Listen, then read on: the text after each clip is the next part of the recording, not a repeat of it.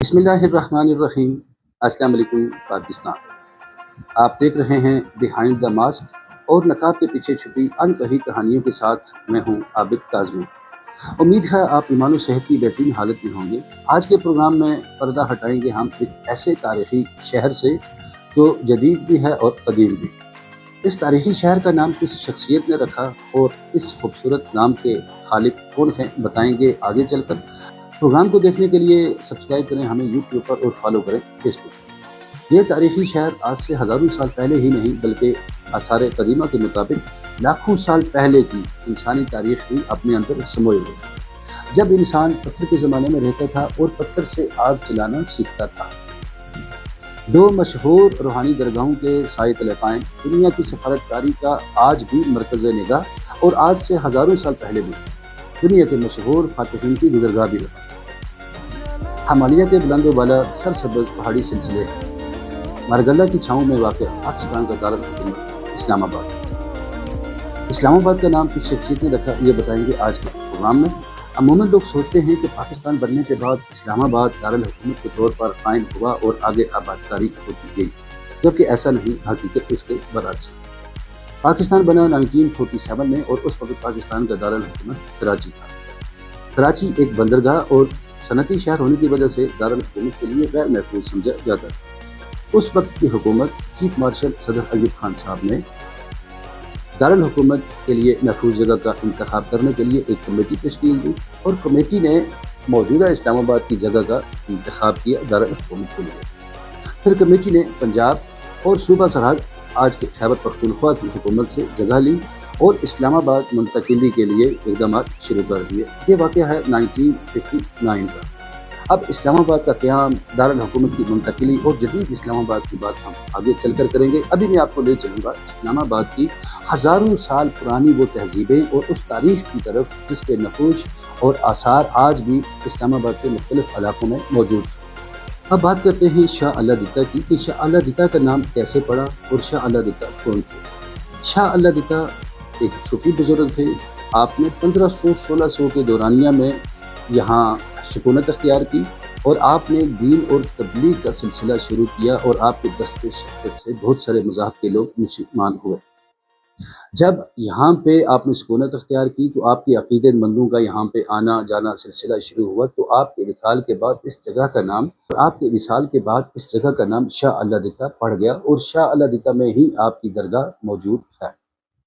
اب آپ سے پہلے یہاں بہت سارے مذہب کے لوگ رہ رہے تھے، وہ بدھ مت بھی تھے، جینزم بھی تھے، پارسی بھی تھے، سکھ بھی تھے، ہندو مت بھی تھے، اپنے اپنے وقتوں میں سکونت اختیار کیے رکھے اور جن کے آثار اور عبادت گاہیں آج بھی شاہ اللہ دتا اور آس پاس کے علاقوں میں موجود ہیں۔ اب شاہ اللہ دتا یا آس پاس کے علاقوں میں جتنے بھی وہ قدیمی تہذیب اور آثار موجود ہیں وہ 2500 سے 3000 سال پہلے کے ہیں، کہ جب یہاں پہ بدھ مت اور مختلف مذہب اپنے اپنے وقت کے ساتھ یہاں گزرتے گئے اور ان کے عبادت گاہیں آج بھی شاہ اللہ دتا اور آس پاس کے علاقوں میں موجود ہیں، جنہیں شاہ اللہ دتا کی غاریں بھی کہا جاتا ہے۔ اب شاہ اللہ دتا سے اگر اوپر مارگلہ کی طرف جو سڑک مارگلہ کی طرف جا رہی ہے یہ سکندر اعظم کے نام سے منسوب ہے۔ اب سکندر اعظم کا جو دور آتا ہے وہ 326 قبل مسیح یعنی کہ 2000 سے 2100 سال پہلے کی تاریخ ہے، جب سکندر اعظم کا اسلام آباد کے ان مارگلہ کے راستوں سے گزر ہوا، چاہے وہ یہاں سے کابل گیا یا کابل سے ہندوستان کی طرف آیا۔ یہ ایک الگ تاریخ ہے کہ جب سکندر اعظم نے یہاں ٹیکسلا کے اس وقت کے حکمران امبی کے ساتھ معاہدہ کیا تھا، یہ ہم بتائیں گے آگے ٹیکسلا کی تاریخ میں۔ اب سکندر اعظم کا گزر یہاں سے ہوا اور اس کی افواج نے مارگلہ کے راستوں میں قیام کیا۔ اگر مارگلہ اوپر ٹاپ پہ جائیں تو وہاں پہ آج بھی پانی کے کنویں اور چشمے موجود ہیں۔ اس وقت جتنے بھی قافلے سفر کرتے تھے تو وہ ہمیشہ پانی کے چشموں یا کنویں کے آس پاس بھی قیام کیا کرتے تھے۔ اب یہ مارگلہ کا نام سکندر اعظم سے بھی بہت پہلے کا موجود ہے تاریخ میں۔ مارگلہ کا مطلب جو ہے وہ مختلف روایات میں ایک تو سانپوں کا گھر بھی کہا جاتا ہے، لیکن زیادہ تر روایات میں اسے موت کی گزرگاہ کہا جاتا ہے، کیونکہ اس وقت اس راستے میں ڈاکوؤں کا راج تھا اور اکیلا کوئی بندہ سفر نہیں کر سکتا تھا، عموماً لوگ قافلوں کی صورت میں یہاں سے گزرتے تھے، اس لیے مارگلہ کا نام بہت پہلے تاریخ میں موجود تھا جسے موت کی گزرگاہ کہا جاتا تھا۔ اور ٹیکسلا کو دیگر علاقوں کے ساتھ ملانے کے لیے مارگلا کا راستہ ہی منتخب کیا جاتا تھا، اور یہ مارگلا کا راستہ ایک گیٹ وے تھا۔ اب مارگلا کی تاریخ بھی ہزاروں سال پہلے کی ملتی ہے، مارگلا کا نام بھی ہزاروں سال پہلے ہی ہماری تاریخ میں موجود ہے، جب اسکندر اعظم کا گزر ہوتا ہے 2100 سال پہلے۔ پھر اسی طرح یہاں پہ جو آثار موجود ہیں مختلف مذاہب کی عبادت گاہوں کے، وہ آثار قدیمہ کے، وہ آج سے 2500 سے 300 سال پہلے کے موجود ہیں آج بھی شاہ اعلی قلعہ میں۔ تو اسی طرح اگر دیکھا جائے تو سید پور ویلیج میں بھی 4-5 ہزار سال پرانی تہذیبیں اور ان کی عبادت گاہیں آج بھی موجود ہیں۔ سید پور ویلیج میں مختلف مذاہب کے لوگ اپنے اپنے وقت کے ساتھ گزرتے گئے، جس میں ہندو مت بھی رہے، بدھ مت بھی رہے، اور سکھوں کے بعد پھر مسلمانوں کا غلبہ آیا، اور الحمدللہ آج مسلمان بھی آباد ہیں۔ اب یہ جتنی بھی تاریخ ہے یہ 2500 ہزار اور 4-5 ہزار سال پہلے کی ہے، جبکہ آثار قدیمہ کے مطابق آج بھی مارگلا کی پہاڑیوں میں ایسے آثار موجود ہیں جو لاکھوں سال پہلے کی انسانی تاریخ کا بتاتے ہیں۔ اب اس کے بعد یہاں پہ دوسرا سلسلہ شروع ہوتا ہے روحانیت کا۔ اب بری امام سرکار رحمۃ اللہ علیہ کے والد گرامی محبوب شاہ کاظمی رحمۃ اللہ علیہ چکوال سے ہجرت کر کے اسلام آباد کے علاقے بری امام سرکار رحمۃ اللہ علیہ کا جو دور شروع ہوتا ہے وہ 1600-1700 کا دورانیہ ہے۔ آپ کے والد گرامی چکوال سے ہجرت کر کے اسلام آباد کے علاقے موجودہ نورپور شاہ میں آ کے سکونت اختیار کرتے ہیں، اور اس وقت اس علاقے کا نام چورپور کے نام سے مشہور تھا، کیونکہ یہ علاقہ اس وقت گزرگاہ تھا یہاں سے کافروں کا، یہاں سے راستہ مری اور آگے کشمیر کی طرف جاتا تھا، چوروں اور ڈاکوؤں کی آماج گاہ تھا۔ اس لیے پھر بری امام سرکار نے جب یہاں پہ سکونت اختیار کی اور آپ نے دین اور تبلیغ کا سلسلہ شروع کیا، اور آپ کی محنت اور کوشش سے اسلام کے نور سے یہ علاقہ منور ہوا۔ اب یہ سلسلہ شروع ہوتا ہے 1600-1700 کا۔ پھر بری امام سرکار کی چلا گاہیں جو ہیں وہ بھی مارگلا کی پہاڑیوں میں موجود ہیں، پھر آپ کی کرامات ظاہر ہوئیں، اور پھر آپ کا وصال جا کے ہوتا ہے 1705 کے دورانیہ میں۔ پھر اس کے بعد دوسرا سلسلہ شروع ہوتا ہے آگے 1859 میں، جب کولڑا شریف پیر مہر علی شاہ رحمۃ اللہ علیہ کا۔ آپ کا خاندان گیلانیہ بہت پہلے سے اسی علاقے میں آباد تھا، اور آپ کی جو پیدائش ہے وہ 1859 اور 60 کے دورانیے کی آ رہی ہے۔ پھر اس کے بعد آپ دینی تعلیم کے لیے ہندوستان کے مختلف شہروں کا رخ کرتے ہیں، وہاں سے واپسی پر پھر آپ کی جب کرامات ظاہر ہوتی ہیں، اور پھر آپ نے ختم نبوت صلی اللہ علیہ وآلہ وسلم کی بڑی جدوجہد اور محنت کی ہے۔ آپ کو محافظ ختم نبوت صلی اللہ علیہ وآلہ وسلم بھی کہا جاتا ہے۔ آپ نے قادیانیت کے خاتمے کے لیے بھی بڑی محنت کی، اور آپ کا وصال جا کے ہوتا ہے 1937 میں۔ یہ وہ تاریخ ہے جو اسلام آباد سے ہزاروں سال پہلے کی ہے، جب یہاں پہ بدھ مت رہ رہے تھے، پھر جینزم، پارسی، سکھ، ہندو، اور پھر صلاح الدین ایوب کی فتوحات کے بعد یہاں پہ مسلمانوں کا غلبہ شروع ہوا۔ بہت سارے مذہب کے لوگ مسلمان ہو گئے، اور پھر مسلمانوں کی آبادکاری شروع ہوئی اسلام آباد کے ان علاقوں میں۔ یہ تھی اسلام آباد کی وہ قدیم تہذیبیں اور وہ تاریخ جو آج بھی اپنے آثار اور نقوش اسلام آباد کے مختلف علاقوں میں موجود رکھتی ہے۔ اب آتے ہیں اسلام آباد دارالحکومت کی منتقلی کی طرف۔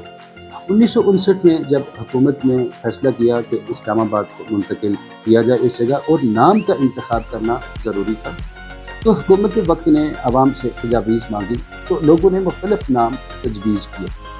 جب حکومتی کمیٹی نے تجویز کیے گئے ناموں کی فہرست کھولی، تو وہاں پہ ایک نام تھا اسلام آباد کا، اسلام کا شہر، اور ایک نام تھا اسلام آباد کا یعنی اسلام کا شہر۔ اور اس خوبصورت نام کے خالق ہیں پنجاب کے شہر عارف والا کے ایک اسکول ٹیچر قاضی عبد الرحمان۔ قاضی عبد الرحمان کے سر یہ سہا جاتا ہے کہ آپ نے اسلام آباد کا نام تجویز کیا، اور اس وقت کے صدر چیف مارشل ایوب خان اور کابینہ نے نام دیکھتے ہی پسند کیا اور منظوری دے دی۔ تو اس کے بعد یعنی کہ 1960 میں اسلام آباد کا نام ڈکلیئر ہوا دارالحکومت کے طور پر۔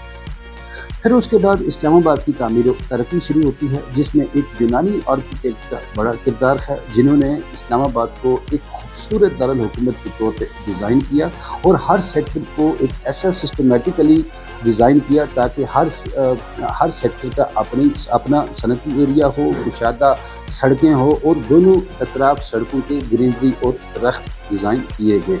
یہ ایک یونانی آرکیٹیکٹ کا شاہکار ہے اسلام آباد کو ڈیزائن کرنا۔ اور جب اسلام آباد کا قیام ہوتا ہے 1960 میں اور 1961 کی مردم شماری میں اسلام آباد کی جو آبادی ہوتی ہے وہ چند ہزار پر مشتمل ہے، چاہے وہ 8 سے 9 ہزار کا جو فگر آ رہا ہے سرکاری اعداد و شمار میں کہ اسلام آباد کی آبادی تھی 1961 کی مردم شماری میں، اور اسلام آباد کا اس وقت کا جو رقبہ تھا وہ 906 مربع کلومیٹر تھا۔ اور آج کے اسلام آباد کو دیکھیں تو جی ٹی روڈ سے حسن ابدال اور M2 موٹر وے سے یہاں نیلا دولہ اور کلر کھار کی طرف آگے بڑھ رہا ہے، پھر اس طرح یہاں سے مری تک پہنچ چکا ہے۔ یہ الحمدللہ پھلتا پھلتا اسلام آباد اور دنیا کا دوسرا خوبصورت دارالحکومت بھی کہلاتا ہے۔ اور آج کے اسلام آباد کی آبادی کم و بیش 30 لاکھ سے تجاوز کر رہی ہے سرکاری اعداد و شمار کے مطابق۔ اور جب اسلام آباد کو ڈیزائن کیا گیا سیکٹرز میں تو یہ اس وقت 5 سے 6 سیکٹرز پر مشتمل تھا، پھر یہ آگے وقت کے ساتھ بڑھتا گیا۔ اب پھر اس وقت حکومت نے اسلام آباد میں شکر پڑیوں کے مقام پر لوک ورثہ کی بنیاد رکھی 1974 میں، اور لوک ورثہ وہ تاریخی جگہ ہے جہاں پورے ملک کی ثقافتی تاریخ آنے والی نسلوں کے لیے یہاں پہ محفوظ کی گئی ہے، اور جہاں دنیا بھر کے سیاح آ کر پاکستان کی ساری ثقافتی تاریخ کو لوک ورثہ کے مقام پر دیکھتے ہیں، چاہے اس میں پاکستان کے چاروں صوبوں اور گلگت بلتستان اور کشمیر کی ثقافت اور تاریخ بھی موجود ہے۔ اور پھر لوک ورثہ کے قیام کے بعد یہاں باری آتی ہے پاکستان کی روحانی پہچان فیصل مسجد کی۔ فیصل مسجد کی بنیاد 1976 میں رکھی جاتی ہے، جو سعودی بادشاہ شاہ فیصل کے نام سے منسوب ہے، اور آپ نے ہی فیصل مسجد کی تعمیر کے لیے فنڈنگ کی تھی۔ فیصل مسجد کی تعمیر شروع ہوتی ہے 1976 میں اور تکمیل ہوتی ہے 1986 میں۔ ایک مشہور ترکش آرکیٹیکٹ جنہوں نے اس مسجد کو خیمہ طرز پر ڈیزائن کیا، جو دنیا بھر میں پاکستان کی ایک روحانی پہچان رکھے ہوئے ہے اور جہاں ہزاروں لوگ عبادت کرتے ہیں۔ اور یہ اسلام آباد کی وہ تاریخی جگہیں ہیں، چاہے وہ لوک ورثہ ہو، اسی طرح فیصل ماسک ہو، پھر اسی طرح اسلام آباد کے وہ تاریخی اور قدیم تہذیب جس میں سید پور ولیج ہے، شاہ اعلیٰ دتہ ہے، نورپور شاہاں ہے، اور اسی طرح اور بہت سارے علاقے بھی ہیں جو اسلام آباد سے بہت پہلے ہزاروں سال پرانی اپنی تاریخ بھی رکھتے ہیں، اور قدیم تہذیبوں کے ساتھ آج بھی ان کے نقوش اور آثار مختلف علاقوں میں موجود ہیں۔ اور آج کے پروگرام میں ہم نے آپ کو دکھایا جدید اسلام آباد کا قیام، اور اسلام آباد کا نام کس شخصیت نے رکھا، اور اس سے پہلے ہزاروں سال پر محیط وہ تاریخ اور قدیم تہذیبیں جو اسلام آباد میں آج بھی اپنے آثار اور نقوش کے ساتھ موجود ہیں۔ اور اللہ کرے ہمارا یہ خوبصورت شہر پاکستان کا دارالحکومت جس طرح آج بھی دنیا بھر کی سفارتکاری کا مرکز نگاہ بنا، اور آج سے ہزاروں سال پہلے کی تاریخ بھی اپنے سینے کے اندر سموئے ہوئے ہے۔ اللہ کرے ہمارا یہ شہر پھلتا پھولتا رہے اور دنیا بھر میں اپنی ایک پہچان بنائے رکھے۔ آج کے پروگرام میں آپ نے جدید اسلام آباد اور قدیم تہذیبوں کو دیکھا، اور آج کے پروگرام میں آپ نے جدید اسلام آباد اور ہزاروں سال پہلے پر محیط اسلام آباد کی وہ قدیم تہذیبیں اور تاریخ دیکھی جو ہر کوئی نہیں جانتا، اور اسلام آباد کا نام رکھنے والے خالق کا بھی آج کے پروگرام میں آپ کو بتایا گیا۔ اور اسی طرح نقاب کے پیچھے چھپی انکہی کہانیوں کو دیکھنے کے لیے جڑے رہیں بیہائنڈ دا ماسک کے ساتھ، اور سبسکرائب کریں ہمیں یوٹیوب پر اور فالو کریں فیس بک پر۔ ملیں گے اگلے پروگرام میں ایک نئی تاریخ کے ساتھ۔ اپنا خیال رکھیے گا، مجھے دیں اجازت، اللہ نگہبان۔